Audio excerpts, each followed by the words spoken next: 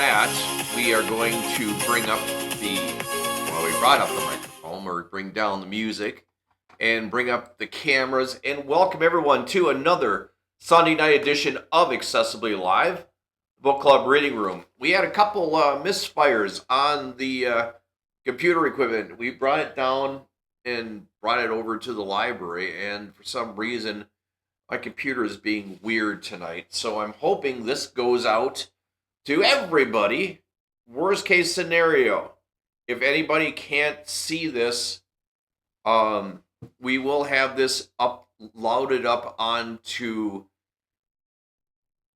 YouTube on the YouTube channel side of this program. And tonight we've got something really special for you tonight. We have two short stories from one of the legendary science fiction writers, H.G. Wells. Last year we read The Time Machine here, which was an incredibly fascinating read. We've all seen the movies that were created, but to read the book and understand how much was missing is incredible. It is like any other movie where you have to cut out things to make it fit a certain timeline. That being said, H.G. Wells, a lot of his stories should be fleshed out more, and a lot of the details should be brought in. Tonight, though, something different from H.G. Wells as an author. This is from a book of 30 Strange Stories. And we are going to be reading two of those stories, The Strange Orchid and The Argonauts of the Air. Just a reminder, if you guys get a chance, be that on Twitch or YouTube, if you like what you're watching, and I appreciate everybody who's watching, if you could just like and subscribe, I would appreciate it. It helps me out, helps the algorithm out just a little bit. By the way, after we read the two books, we got an announcement tonight of next week's book that we're starting, and thought we'd do something adventurous. Something fun. But we've got two stories to get started with, and I think we should start with number one. This first story by H.G. Wells is called The Strange Orchid. Here on Accessibly Live, the Book Club Reading Room. The buying of orchids always has in it a certain speculative flavor. You have before you the brown shriveled lump of tissue, and for the rest you must trust your judgment, or the auctioneer, or your good luck, as your taste may incline. The plant may be moribund or dead, or it may be just a respectable purchase, fair value for your money, or perhaps for the thing that has happened again and again, there slowly unfolds before the delighted eyes of the happy purchaser, day after day, some new variety, some novel richness, a strange twist of the labellum, or some subtle coloration or unexpected mimicry. Pride, beauty, and profit blossom together on one delicate green spike, and it may be even immortality. For the new miracle of nature may stand in need of a new specific name. And what so convenient as that of a discoverer? John Smithia. There have been worse names. There I was, perhaps, the hope of such happy discovery that made Winter Waiterbon such a frequent attendee at these sales. That hope, and also, maybe, that the fact that he had nothing else of the slightest interest to do in the world. He was a shy, lonely, rather ineffectual man, provided with just enough income to keep off the spur of necessity, and not enough nervous energy to make him seek any exacting employments. He might have collected stamps or coins, or translated Horace or bound books, or invented a new species of diatoms. But as it happened, he grew orchids and had one ambitious little hothouse. I have a fancy, he said over his coffee, that something is going to happen to me today. He spoke and it moved and thought slowly. Oh, don't say that, said his housekeeper, who was also his remote cousin, for something happening was a euphemism that meant only one thing to her. You misunderstand me. I mean nothing unpleasant, though what I do mean I scarcely know. Today, he continued after a pause, Peters are going to sell a batch of plants from the Andamans and Indias. I shall go up and see what they have. I shall buy something good, unawareness. That may be it. He passed his cup for a second cupful of coffee. Are these things collected by the poor young fellow you told me of the other day? Asked his cousin as she filled his cup. Yes, said he, and became meditative over the piece of toast. Nothing ever does happen to me, he remarked presently, beginning to think aloud. I wonder why. Things happen, and things enough happen to other people. There's Harvey. Only the other week on Monday he picked up sixpence, on Wednesday his chicks and all his staggers. On Friday his cousin came home from Australia, and on Saturday he broke his ankle. What a whirl of excitement compared to me. I think I would rather be without so much excitement, said his housekeeper. It can't be good for you. I suppose it's troublesome. Still, you see, nothing ever happens to me. When I was a little boy, I never had accidents. I never fell in love as I grew up, never married. I wonder how it feels to have something happen to you, something really remarkable. That orchid collector was only 26 years younger than myself when he died, and he had been married twice and divorced once. He had malarial fever 4 times, and once he broke his thigh. He killed a Malay once, and once he was wounded by a poisoned dart. And in the end, he was killed by jungle leeches.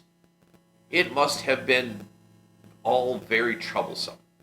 But then it must have been very interesting, except perhaps the leeches. I am sure it is not good for him, said the lady with conviction. Perhaps not. And then Wedderburn looked at his watch. 23 minutes past 8. I'm going up by the 11:45 train, so there's plenty of time. I think I shall wear my alpaca jacket. It is quite warm enough, and my gray felt hat and brown shoes, I suppose. He glanced outside the window at the serene sky and sunlit garden, and then nervously at his cousin's face. I think you had better take an umbrella if you are going to London, she said in a voice that admitted of no denial. There's all between here and that station coming back. When he returned, he was in a state of mild excitement. He had made a purchase. It was rare that he could make up his mind so quickly enough to buy, but this time he had done so. There is Vandus, and then Drapidus, and some Phalaenopus. He conveyed his purchases lovingly as he consumed his soup. They were laid out on the spotless tablecloth before him, and he was telling his cousin all about them as he slowly meandered through his dinner. It was his custom to live all through the visits to London over again in the evening for her and his entertainment. I knew something would happen today. I have bought all these. Some of them, I feel sure. Do you know that some of them will be remarkable? I don't know how it is, but I just feel as sure as if someone had told me that there was one of these will turn out remarkable. That one, he pointed to a shriveled rhizome, was not identified. It may be a phalaensis, or it may not. It may be a new species, or even a new genus. And it was the last poor patent ever collected. I don't like the look of it, said the housekeeper. It's such an ugly shape. To me, it scarcely seems to have a shape. I don't like those things that stick out, said the housekeeper. It'll be put away in the pot tomorrow. It looks, said his housekeeper, like a spider shaming the dead. Wetterbaum smiled and surveyed the root with his head at one side. It's certainly not a pretty lump of stuff, but you can never judge any of these things from their dry appearance. It may turn out to be very beautiful orchid indeed. How busy I shall be tomorrow. I must see tonight just exactly what to do with these things, and tomorrow I shall set to work. They found poor Batten lying dead or dying in a mangrove swamp. I forget which, he began again presently, with one of these very orchids crushed up in his hand. He had been unwell for some days, and with some kind of native fever, and I suppose he fainted. These mangrove swamps are very unwholesome. Every drop of blood, they say, was taken out of him by the jungle leeches. It may be that very plant cost him his life to obtain. I think none of the better for it, for that. Men must work through, women may weep, said Wetterbaum with profound gravity. Fancy dying away from every comfort in a nasty swamp. Fancy being ill of fever with nothing to take but colodrine and quinine. If men were left to themselves, they would live on chlorine and quinine, and no one round you but horrible natives. They say that the Andaman Islanders are the most wretched, and anyhow, they can scarcely make good nurses, not having the necessary training, and just for people in England to have orchids. I don't suppose it was comfortable, but some men seem to enjoy that kind of thing, said Wetterbaum. Anyway, the natives of his party were sufficiently civilized to take care of him all of his collection until his colleague, who was an ornithologist, came back again from the interior, though they could not tell the species of the orchid and had let it wither. And it makes these things more interesting. It makes things more disgusting. I should be afraid of some of the malaria clinging to them. And just think, there has been a dead body lying across that ugly thing. I never thought of that before. There, I declare I cannot eat another mouthful of dinner. I will take them off the table if you like and put them in the window seat. I can see them just as well there. The next few days was indeed singularly busy in his steamy little hothouse, fussing about with charcoal, lumps of teak, moss, and all the other mysteries of the orchid cultivator. He considered he was having a wonderfully eventful time. In the evening, he would talk about these new orchids to his friends, and over again, he reverted to his expectations of something strange. Several of the Vandus and Dendropion died under his care, but presently the strange orchid began to show signs of life.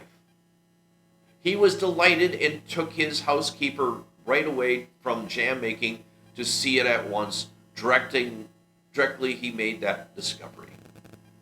That is a bud, he said, and presently there will be a lot of leaves there. And those little things coming out of there are aerial rootlets. They look to me like little white fingers poking out of the brown. I don't like them, said his housekeeper. Why not? I don't know. They look like fingers trying to get at you. I can't help my likes and dislikes.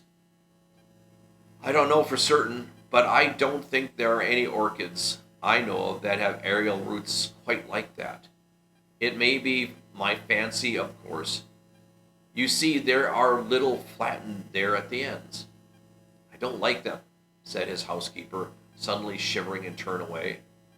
I know that's very silly of me, and I'm very sorry, particularly as you like the thing so much. But I can't help thinking of that corpse. But it may not be that particular plant. That was merely a guess of mine. His housekeeper shrugged her shoulders. Anyway, I don't like it, she said. Wedderburn felt a little hurt at her dislike to the plant, but that did not prevent his talking about orchids generally, and this orchid in particular, whenever he felt inclined.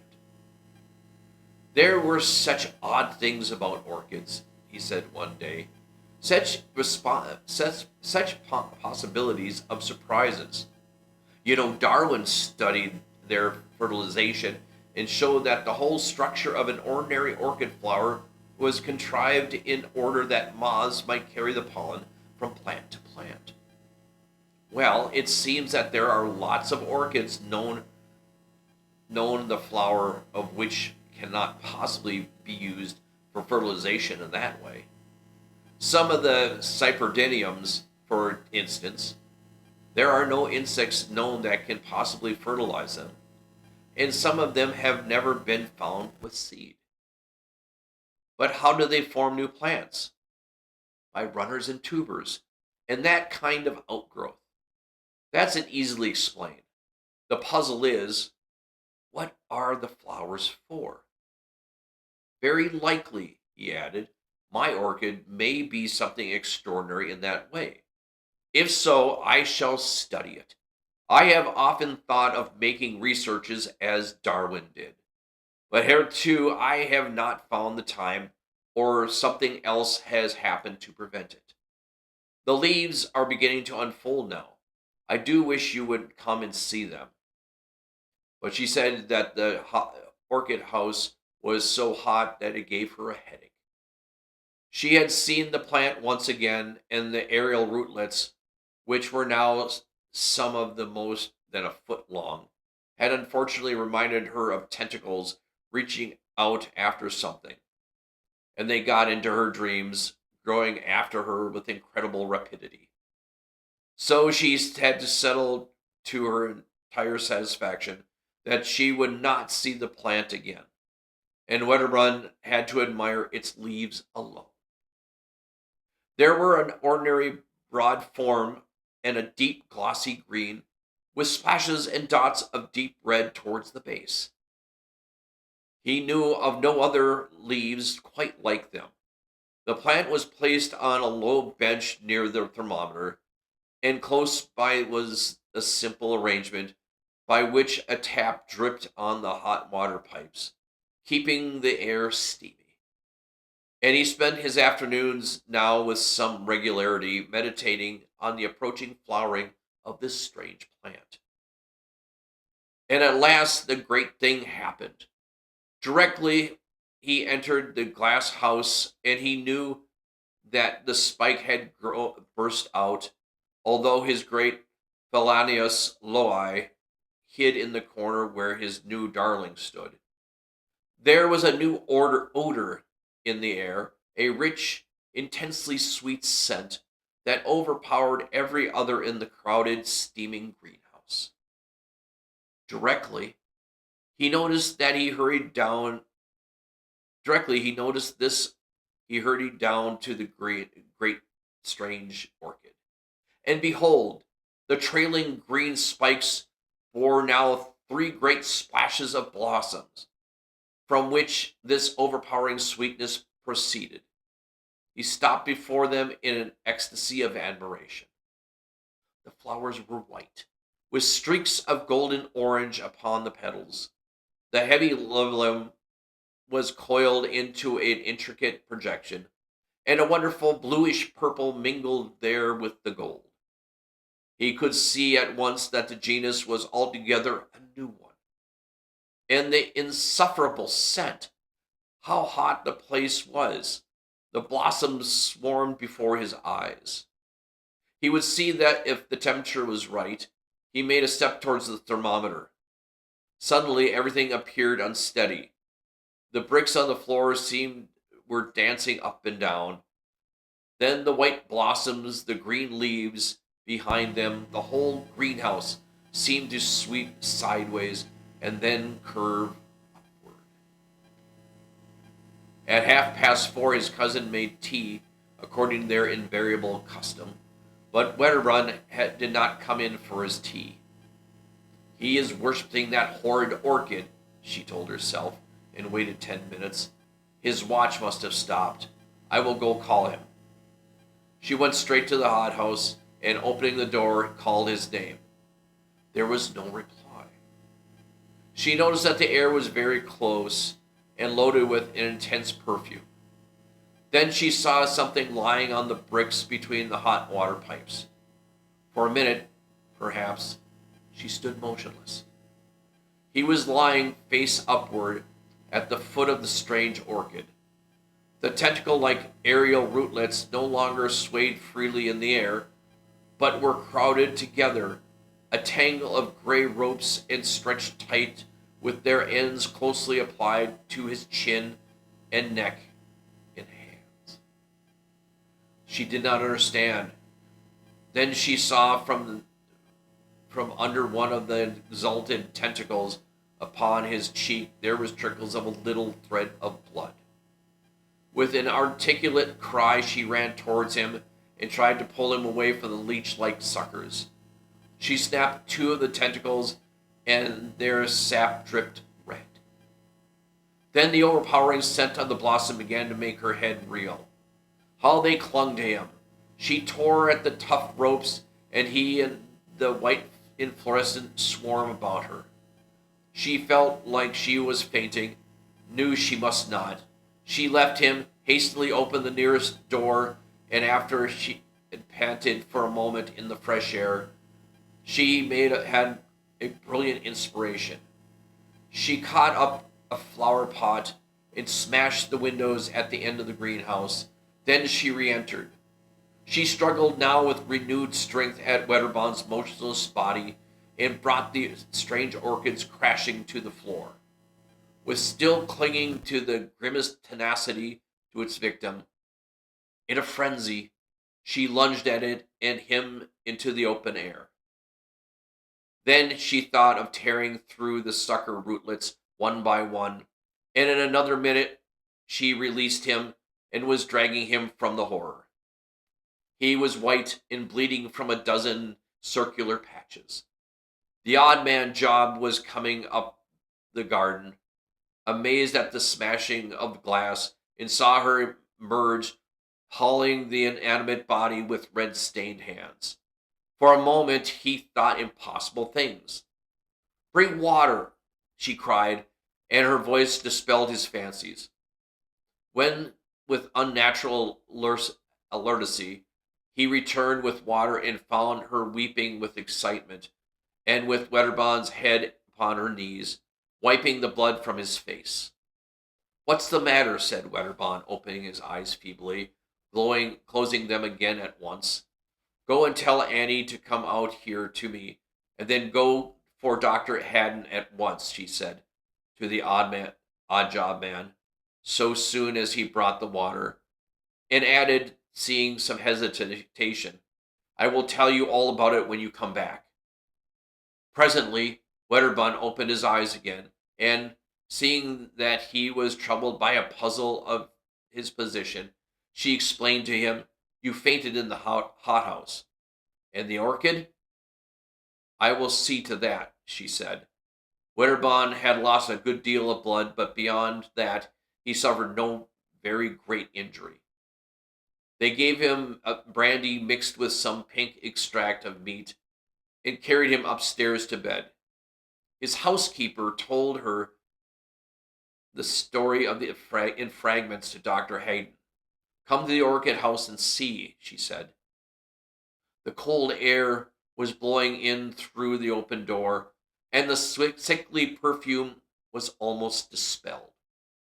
Most of the torn aerial rootlets lay already withered amidst the number of dark stains upon the bricks. The stem of the inflorescence was broken by the fall of the plant, and the flowers were growing limp and brown at the edges of the petals. The doctor stooped towards it. Then he saw that one of the aerial rootlets still stirred feebly and hesitated. The next morning, the strange orchid lay still there, blackened now and putrescent. The door banged intermittently in the morning breeze, and all the array of Wedderbond's orchids were shriveled and prostrate. But Wedderbond himself was bright and glorious upstairs in the story of his strange adventure. And that, for those of us who grew and like to grow flowers, I think I'm going to check my garden a little bit better next time. Hope you guys like that. The Strange Orchid, written by the master of science fiction, H.G. Wells. I've got one more story for you. This one is an intriguing story. For those of you who remember the Argonauts, the Greek story, this one is the Argonauts of the air.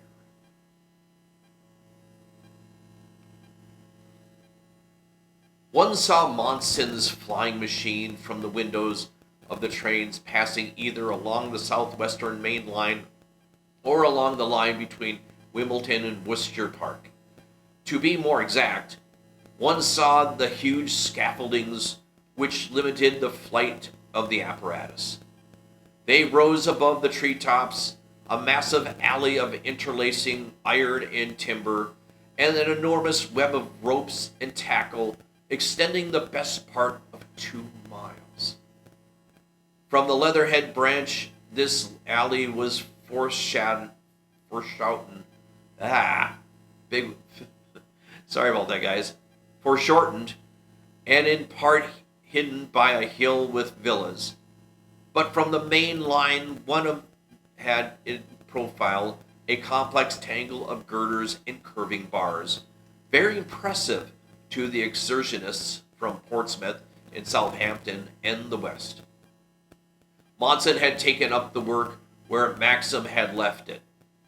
He had gone on first with an utter contempt for the journalistic wit and ignorance that had irritated and hampered his predecessor, and had spent, it was said, rather more than half his immense fortune upon his experiments. The results, to an impatient generation, seemed inconsiderable. When some 5 years had passed after the growth of the colossal iron groves at Worcester Park, and Monson still failed to put in a fluttering appearance at over Trafalgar Square, even the Isle of Wight trippers felt their liberty to smile.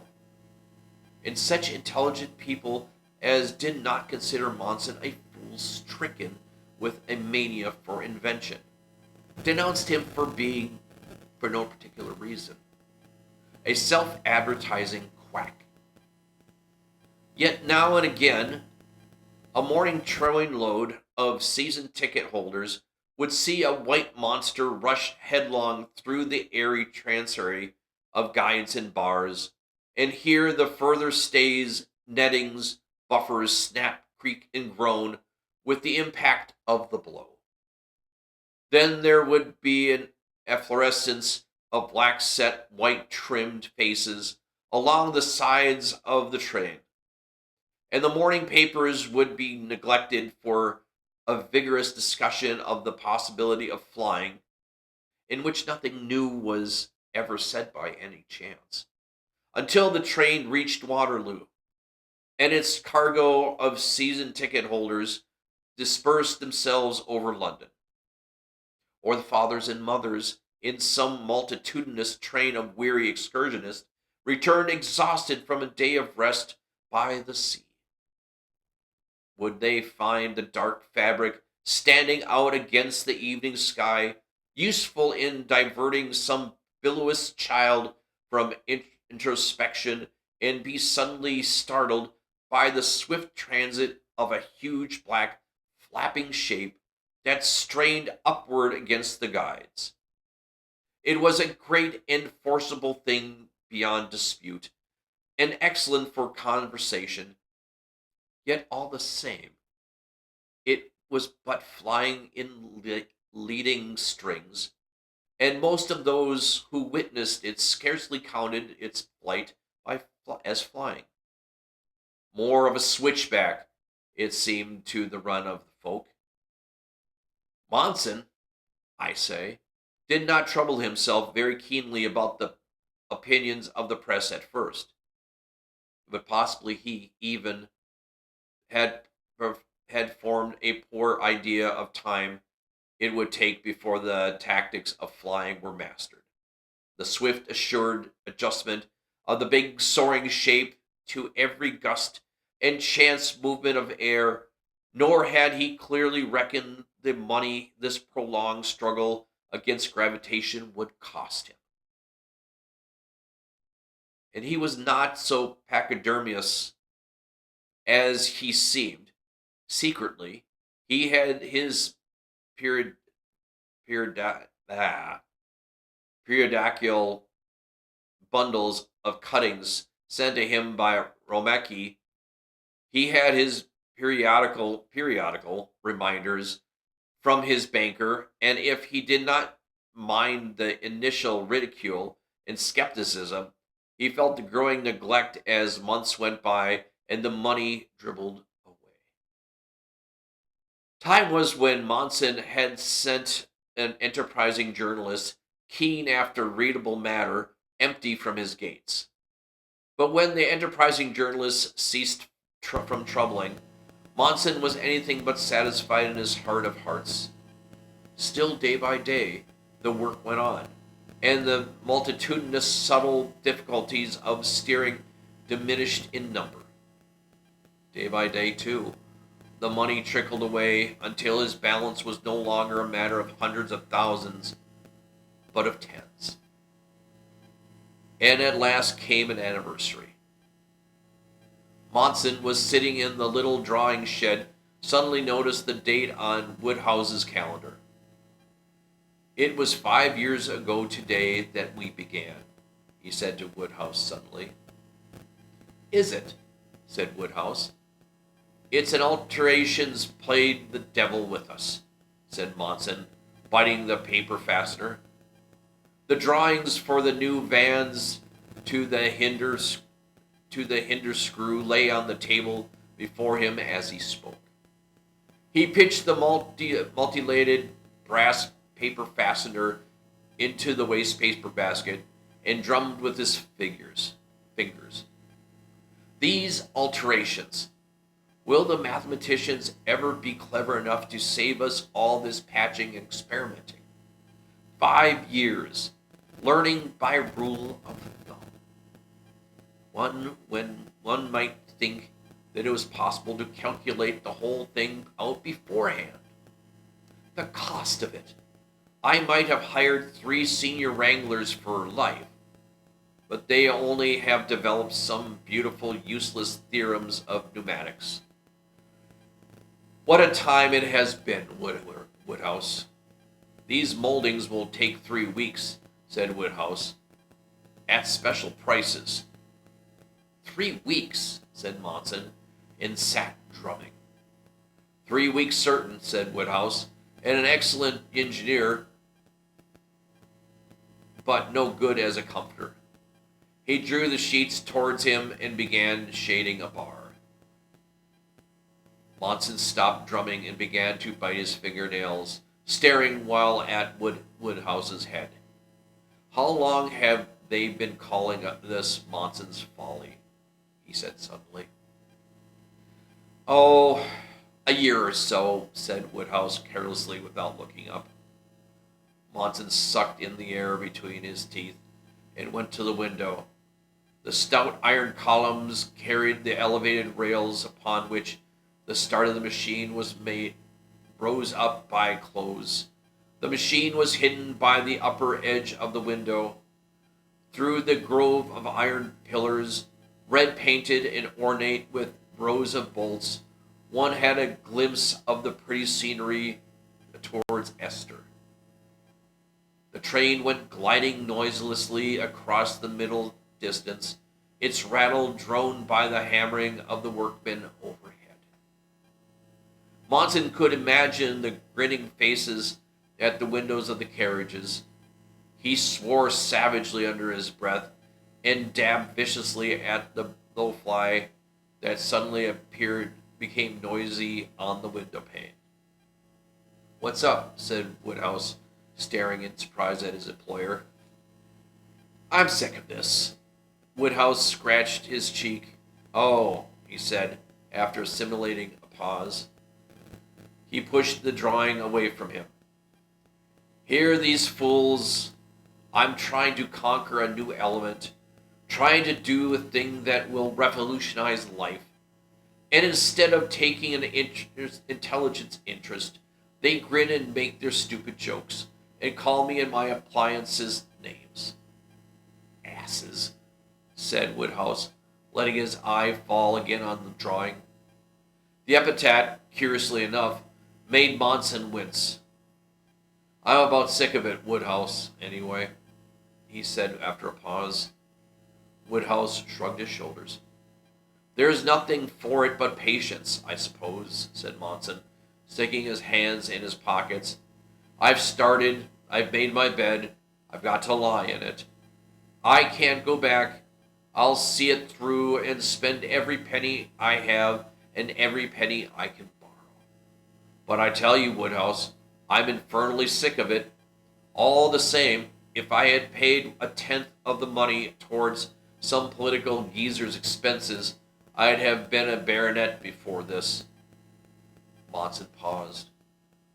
Woodhouse stared in front of him with a blank expression he always employed to indicate sympathy, and tapped his pencil case on the table. Monson stared at him for a minute. "Oh, damn," said Monson, and suddenly and abruptly rushed out of the room. Woodhouse continued his sympathetic rigor for perhaps half a minute. Then he sighed and resumed his shading of the drawings. Something had evidently upset Monson. Nice chap, and generous, but difficult to get on with. It was the way with every amateur who had anything to do with engineering. Wanted everything finished at once. Monson had usually the patience of the expert. Odd he was so irritable. Nice and round that aluminum rod did look now. Woodhouse threw back his head and put first the side, and then that, and appreciate his bit of shading better. "Mr. Woodhouse," said Hooper, the foreman of the laborers, putting his head in the door. "Hello," said Woodhouse without turning around. "Nothing happened, sir?" said Hooper. "Hooper? Or happened?" said Woodhouse. "The governor just been up the rails swearing like a tornado." "Oh," said Woodhouse. "It ain't like him, sir." "No? And I was thinking perhaps—" "Don't think," said Woodhouse, still admiring the drawings. Hooper knew Woodhouse, and he shut the door suddenly with a vicious slam. Woodhouse stared stonily before him for some further minutes, and then made an ineffectual effort to pick his teeth with his pencil. Abruptly, he deceased, pitching that old, tired, and stumpy servitor across the room, got up, stretched himself, and followed Hooper. He looked ruffled. It was visible to every workman he met. When a millionaire who has been spending thousands on experiments that employed quite a little army of people suddenly indicates that he's sick of the undertaking, there is almost invariably a certain amount of mental friction in the ranks of the little army he employs. And even before he indicates his intentions, there are speculations and murmurs, a watching of faces, and a study of straws. Hundreds of people knew before the day was out that Monson was ruffled. Woodhouse ruffled. Hooper ruffled. A workman's wife, for instance, whom Monson had never seen, decided to keep her money in the savings bank instead of buying a velveteen dress. So far reaching are even the casual curses of a millionaire. Monson found certain satisfaction in going on the works and behaving disagreeably as to many people as possible. After a time that paled before him, he rode off the grounds, and to everyone's relief there, and through the lanes southeastward, to infinite tribulation of his house steward at Cheam. At the immediate cause of it all, the little grain of annoyance that had suddenly precipitated all the discontent with his life work was these trivial things that direct all our great decisions. Half a dozen ill considered remarks made by a pretty girl, prettily dressed, with a beautiful voice, in something more than prettiness in her soft gray eyes. And of these half dozen remarks, two words especially, Monson's folly, she had felt she was behaving charmingly to Monson. She reflected the next day how exceptionally effective she had been, and no one would have been more amazed than she had she learned the effect she had left on Monson's mind. I hope, considering everything, she never knew. "How are you getting on with your flying machine?" she asked. I wondered if I shall ever meet anyone with the sense not to ask that, thought Monson. I think I it will be very dangerous at first, will it not? Thinks I'm afraid. Jorgen is going to play presently. Have you heard him before? My mania is being attended to. We turn to rational conversations. Gush about Jorgen. Gradual decline of conversation, ending with, "You must let me know when your flying machine is finished, Mr. Monson, and then I will consider the advisability of taking a ticket." One would think I was still playing inventions in the nursery. But the bitterest thing she said was not meant for Monson's ears. To Phlox, the journalist, the novelist, she was always conscientiously brilliant. "I have been talking to Mr. Monson, and he can think of nothing, positively nothing, but that flying machine of his. Do you know, all his workmen call that place of his Monson's Folly? He is quite impossible. It is really very, very sad. I have always regarded myself in the light of sunken treasures, the lost millionaire, you know." She was pretty and well educated indeed, and she had written an epigrammatic novelet, but the bitterness was that she was typical. She summarized what the world thought of the man, who was working sanely and steadily and surely towards a more tremendous revolution in the appliance of civilization, a more far reaching alteration in the ways of humanity than any that has ever affected since history began. They did not take him seriously. In a little while, he would be proverbial. "I must fly now," he said on his way home, smarting with the sense of the absolute social failure. "I must fly soon. If it doesn't come off soon, by God, I shall run amok." He said that before he had gone through his passbook and his litter of papers Inadequate as the cause seems, it was that girl's voice and the expression of her eyes that precipitated his discontent. But certainly the discovery he had no longer even 100,000 pounds worth of realizability property behind him was the poison that made the wound deadly. It was the next day after that he exploded upon Woodhouse and his workmen, and thereafter his bearing was constantly grim for 3 weeks, and anxiety dwelt in Cheyenne and Ewell, Malden, Morden, Worcestershire Park, places that had thriven mightily in his experiments.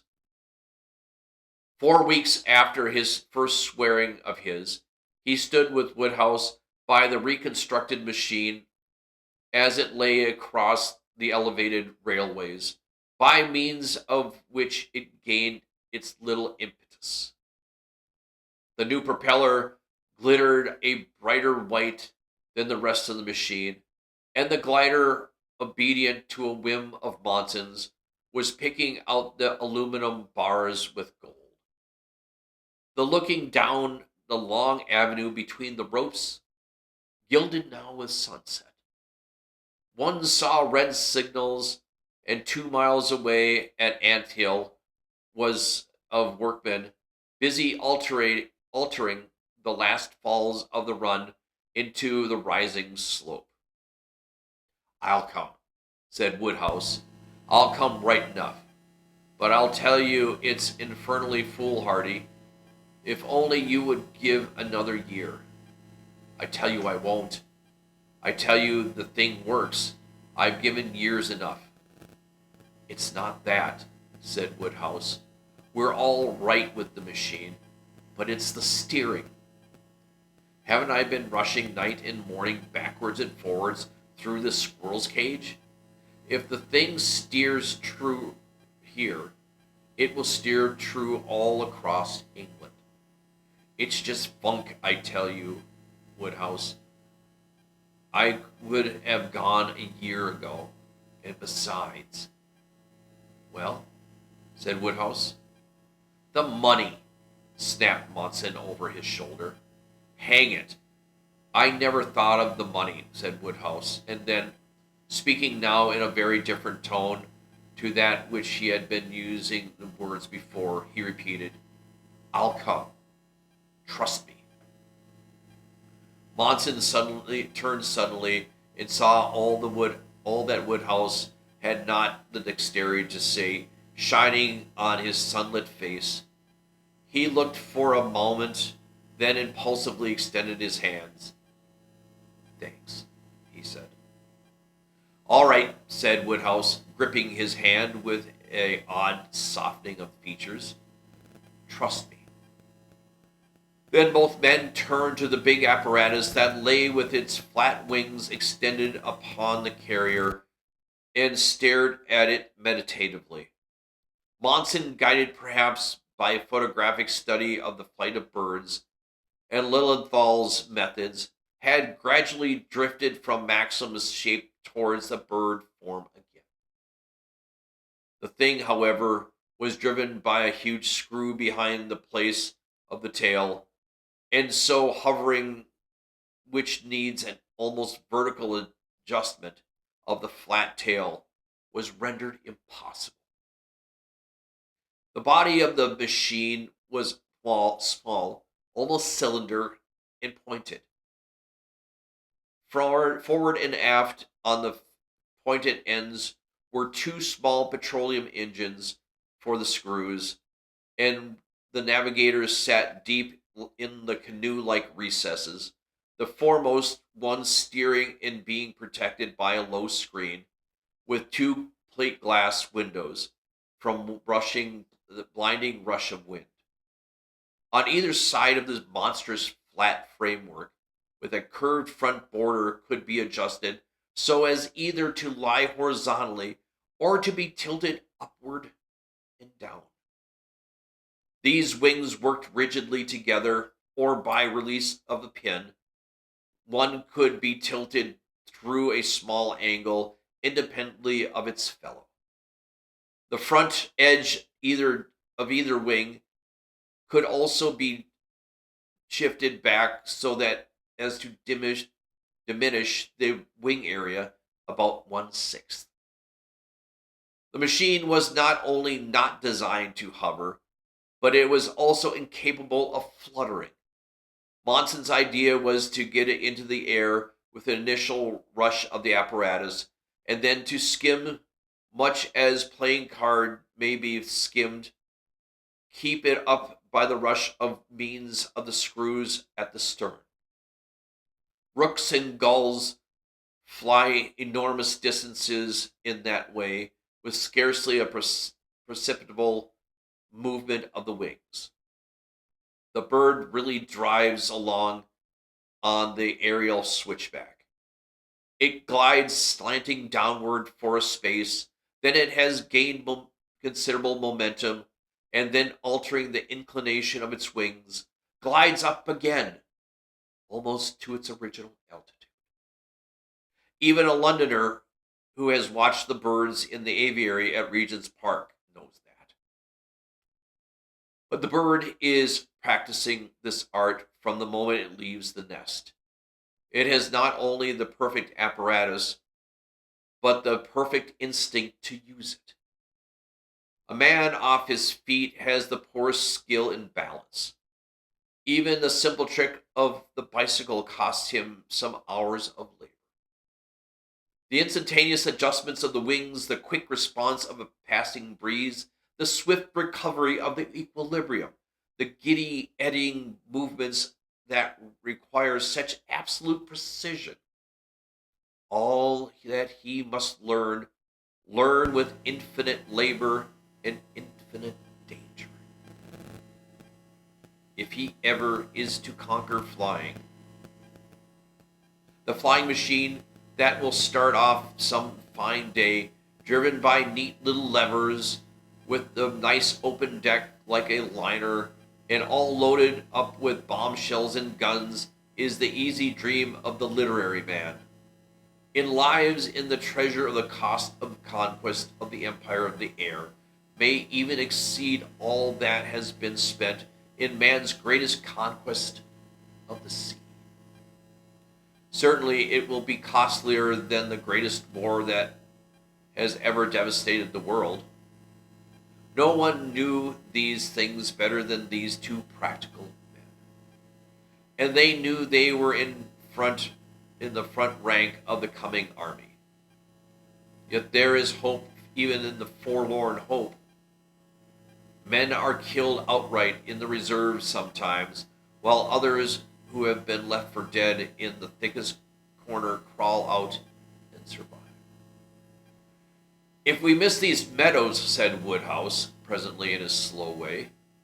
My dear chap, said Monson, whose spirits had been rising fitfully during the last few days, we mustn't miss these meadows.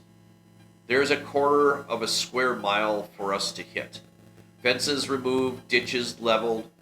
When shall we come down all right? Rest assured. And if we don't... Ah, said Woodhouse, if we don't... Before this day of the start, the newspaper people got wind of the alterations at the northward end of the framework, and Monson was cheered by the deciding change in the comments Romeo forwarded him. He will be off someday, said the papers. He will be off someday, said the Southwestern season ticket holders, one to another. The seaside excursionists, the Sunday to Monday trippers from Sussex to Hampshire to Dorset to Devon, all eminent literary people from Hazelmere, all remarked eagerly one to another, he will be off someday, as the familiar scaffolding came in sight. And actually one bright morning, in full view of the 10:10 train from Basingstoke, Monson's flying machine started on its journey. They saw the carrier running swiftly along its rail, and the white and gold screws spinning in the air. They heard the rapid rumbling of the wheels and a thud as the carrier reached the buffers at the end of its run, then a whirring as the flying machine was shot forward into the networks. All that the majority of them had seen and heard before. The thing went with a drooping flight through the framework and rose again, and then every beholder shouted or screamed or yelled or shrieked after his kind.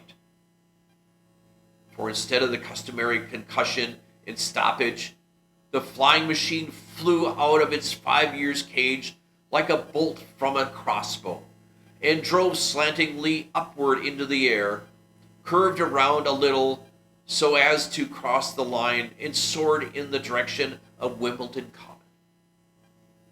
It seemed to hang momentarily in the air and grow smaller, and then it ducked and vanished over the clustering blue tree tops to the east of Comby Hill, and no one stopped staring and gasping until long after it had disappeared.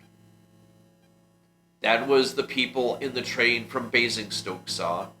If you had drawn a line down the middle of the train, from engine to the guard's van, you had have found a living soul on opposite side of the flying machine. It was a mad rush from window to window as the thing crossed the line. As the engine driver and the stoker never took their eyes off the low hills about Wimbledon, and never noticed that they had run clean through Comby and Malden and Rains Park, until with returning animation they found themselves pelting at the most indecent place into Wimbledon Station. From the moment when Monson had started the carrier with a "now," he neither nor Woodhouse said a word. Both men sat with clenched teeth. Monson had crossed the line with the curve that was too sharp, and Woodhouse had opened and shut his white lips, but neither spoke. Woodhouse simply gripped his seat and breathed sharply through his teeth, watching the blue country to the west rushing past and down and away from him. Monson knelt in his post forward, and his hands trembled on the spoked wheel that moved the wings. He could see nothing before him but a mass of white clouds in the sky. The machine went slanting upward, traveling with enormous speed still, but losing momentum every moment. The land ran away underneath with diminishing speed. "Now," said Woodhouse at last, and with a violent effort, Monson wrenched over the wheel and altered the angle of the wings. The machine seemed to hang for half a minute, motionless in midair. And then he saw the hazy blue house-covered hills of Kilburn and Hampstead jump up before his eyes and rise steadily until the little sunlit dome of Albert Hall appeared through the windows. For a moment he scarcely understood the meaning of this upward rush of the horizon. But as the nearer and nearer houses came to view, he realized what he had done. He had turned the wings over too far, and they were swooping steeply downward towards the Thames. The thought, the question, the realization were all the business of the second of time. "Too much," gasped Woodhouse. Monson brought the wheel halfway back with a jerk, and forthwith the Kilburn and Hampstead ridge dropped again to the lower edge of his windows. They had been 1,000 feet above Comby and Malden Station 50 seconds after they whizzed at a frightful pace, not 80 feet above the East Putney Station on the Metropolitan District line. To the screaming astonishment of the platform full of people, Monson flung up the vans against the air, and over Fulham they rushed up to the atmospheric switchback again. Steeply, too steeply. The buses went floundering around the Fulham road, and people yelled. Then down again, too steeply still, and the distant trees and houses about Primrose Hill leapt across Monson's window, and then suddenly he saw straight before him the greenery of Kensington Gardens and the towers of the Imperial Institute. They were driving straight towards down upon South Kensington. The pinnacles of the Natural History Museum rushed up into view. There came one fatal second of a swift thought, a moment of hesitation. Should he try and clear the towers or swerve eastward? He made a hesitating attempt to release the right wing, left the catch half released, and gave a frantic clutch at the wheel. The noise of the machine seemed to leap up before him. The wheels pressed his hands with irresistible force and jerked itself out of its control. Woodhouse, sitting crouched together, gave a hoarse cry and sprang upward towards Monson. "Too far!" he cried, and then he was clinging to the gunwale for dear life, and Monson had been jerked clean overhead and was falling backwards upon him. So swiftly had the thing happened that barely a quarter of the people going to and fro in Hyde Park, in Brompton Road, and Exhibition Road saw anything of the aerial catastrophe. A distant winged shape had appeared above the clustering houses to the south, had fallen and risen, growing larger as it did so, had swooped swiftly down towards the Imperial Institute. A broad spread of falling wings had swept around in a quarter circle, dashed eastward, and then suddenly sprang vertically into the air. A black object shot out of it and came spinning downward. A man, two men, clutching each other. They were whirling down, separated as they struck the roof of the Students' Club and bound off it into the green bushes on the southward side. Perhaps half a minute, the pointed stem of the big machine still pierced vertically upward, the screw spinning desperately. For one brief instant that seemed an age to all who watched it, it had hung motionless in mid-air. Then a spout of yellow flame licked up its length of the stern engine, and swifter, and flaring like a rocket, it rushed down towards the solid mass of masonry which was formerly the Royal College of Science. The big screw of the white and gold touched the parapet and crumpled up like wet linen. Then the blazing spindle-shaped body smashed and splintered, smashing and splintering in its fall upon the northwest angle of the building. But the crash, the flame of blazing paraffin that shot heavenward from the shattered engines of the machine, the crushed horrors that were found in the gardens beyond the student club, the masses of yellow parapet and yellow brick, and the fell headlong into the roadway, the running to and fro of people like ants in a broken anthill, the galloping of fire engines, the gathering of crowds, all of these things do not belong to the story, which was written only to tell how the first of all successful flying machines was launched and flew. Though he failed and failed disastrously, the record of Monson's work remains, a sufficient monument to guide the next of that band of gallant experimentalists who will sooner or later master this great problem of flying.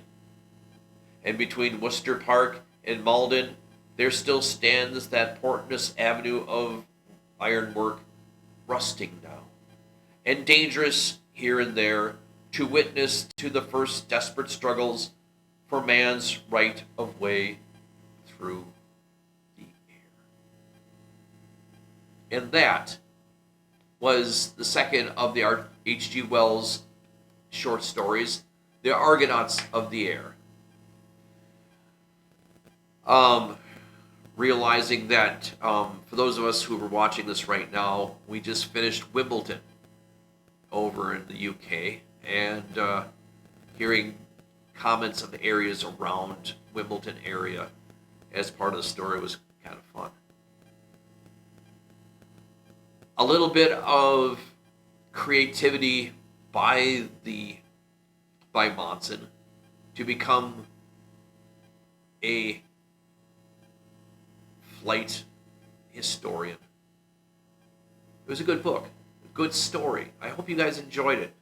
We wanted to do something different, kind of fun today. We read 2 short stories from H.G. Wells from his book of 30 Scar Stories. And I'm glad you guys were part of the stories.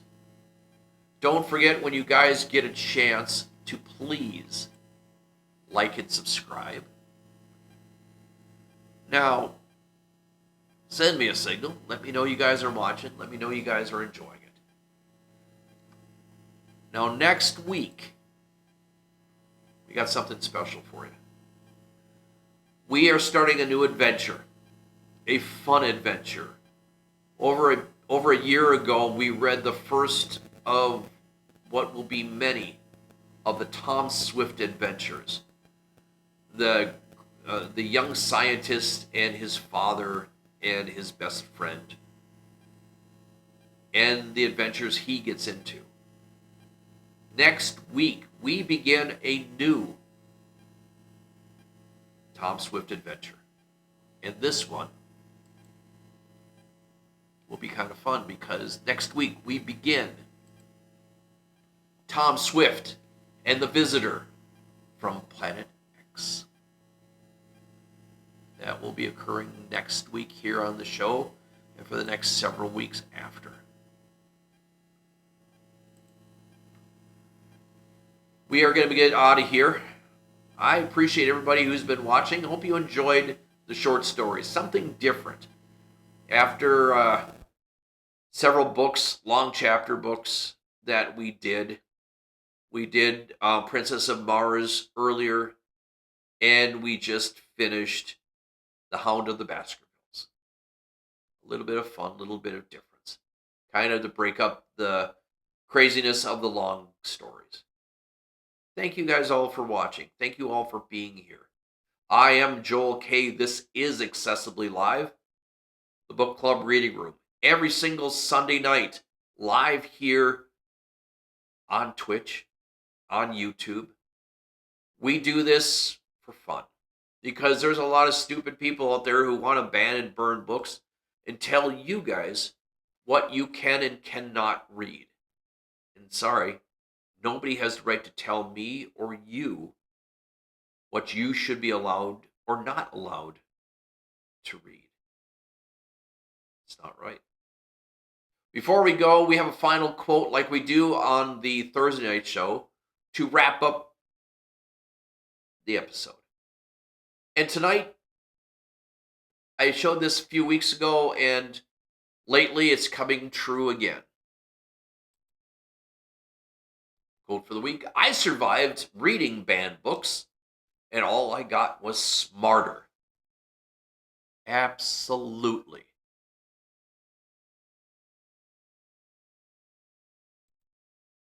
It is a good thought. This is Accessibly Live, the conversation, the book club reading room. Conversation station is Thursday nights. We are here every Sunday night here in the library. We do this to have a little bit of fun and get people all ages to enjoy reading again. And enjoy reading, not just reading stuff off a computer, but pick up the books.